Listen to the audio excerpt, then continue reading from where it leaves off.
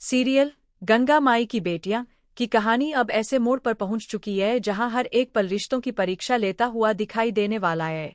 घर के अंदर शुरू हुआ एक छोटा सा विवाद अब इतना बड़ा रूप लेने वाला है कि हर कोई हैरान रह जाएगा।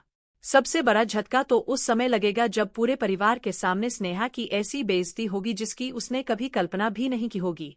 दादी का गुस्सा सातवें आसमान पर पहुंच जाएगा और देखते ही देखते वह स्नेहा के गाल पर जोरदार थप्पड़ जड़ देंगी। लेकिन आखिर ऐसा क्या होगा कि दादी इतना बड़ा कदम उठाने पर मजबूर हो जाएंगी? क्या सच में स्नेहा से कोई बहुत बड़ी गलती हो जाएगी या फिर उसके खिलाफ एक नई साजिश रची जा रही होगी? आने वाले एपिसोड में इन्हीं सवालों के जवाब मिलने वाले हैं। कहानी की शुरुआत होती है स्नेहा से, जो इन दिनों मानसिक रूप से पूरी तरह उलझ चुकी है। एक तरफ वह अपने रिश्ते को बचाने की कोशिश कर रही है, तो दूसरी तरफ पूरे परिवार का भरोसा जीतना उसके लिए सबसे बड़ी चुनौती बन चुका है। उसे समझ ही नहीं आ रहा कि आखिर वह ऐसा क्या करे जिससे नानी का दिल जीत सके। वह बार बार यही सोचती रहती है कि अगर उसने एक भी गलत कदम उठा लिया तो उसके खिलाफ पहले से बैठे लोग उसी गलती को हथियार बना लेंगे। उधर दुर्गावती पहले से ही स्नेहा के खिलाफ माहौल बनाने में कोई कमी नहीं छोड़ रही होती है। वह हर किसी के सामने यही साबित करने में लगी रहती है कि स्नेहा इस घर के लिए सही लड़की नहीं है। उसका हर व्यवहार, हर बात और हर छोटी गलती को बयां कर पेश किया जाता है ताकि परिवार का भरोसा कभी भी स्नेहा पर न बन सके। इसी बीच सुबह सुबह नानी का गुस्से से भरा हुआ अवतार देखने को मिलता है। वह सीधे सिद्धू और स्नेहा के कमरे की तरफ बढ़ती है। जैसे ही कमरे का दरवाजा खुलता है, उनकी नज़र चारों तरफ बिखरे सामान पर पड़ती है। कमरे की हालत देखकर उनका गुस्सा और भी बढ़ जाता है। नानी ऊंची आवाज में कहती है, ये कमरा है या कोई कबाड़खाना? इतनी गंदगी क्यों फैला रखी है?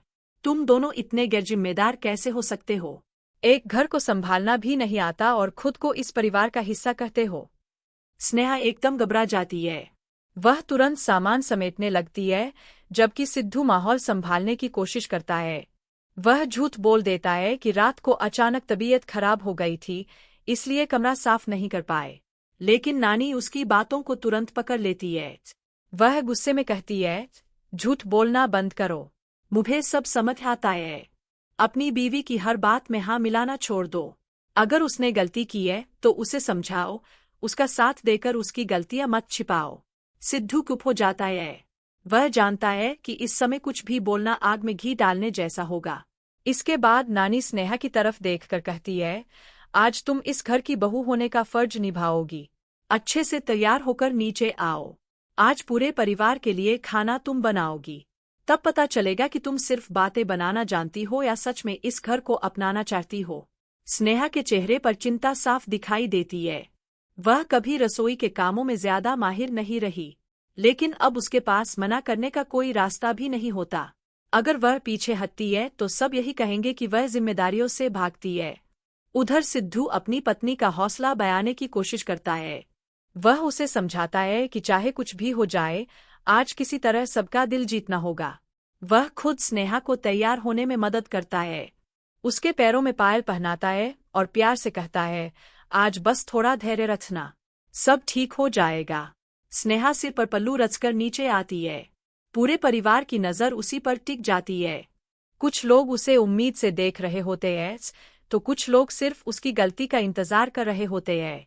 जैसे ही वह सीढ़ियों से नीचे उतरती है, अचानक उसका पल्लू कंधे से फिसल जाता है। बस फिर क्या था?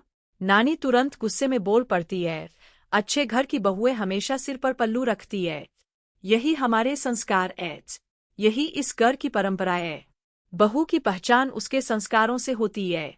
स्नेहा चुप रहने की कोशिश करती है, लेकिन बार बार ताने सुनकर आखिरकार उसका सब्र जवाब देने लगता है।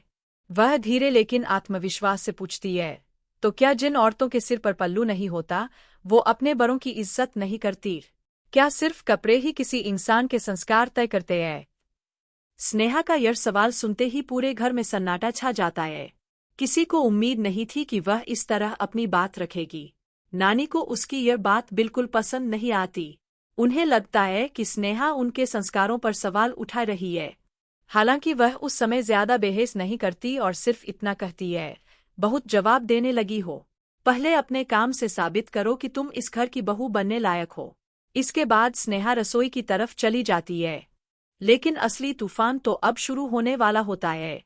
जैसे ही स्नेहा खाना बनाने की तैयारी शुरू करती है, तभी दुर्गावती मौका देखकर फिर से उसके खिलाफ जहर खोलना शुरू कर देती है। वह नानी से कहती है, आप इसकी बातों में मत आइए।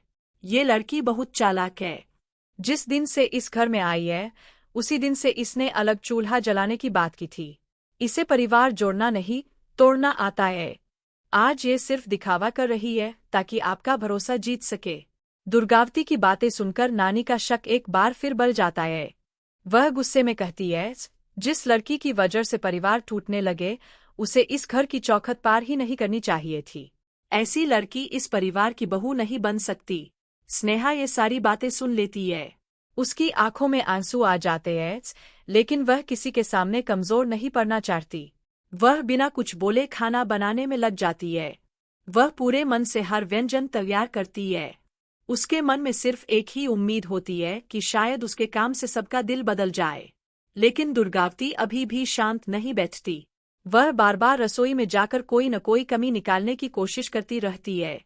कभी नमक पर सवाल उठाती है, कभी मसालों पर, तो कभी स्नेहा के तरीके पर। आखिरकार एक ऐसा पल आता है जब माहौल पूरी तरह बिगड़ जाता है।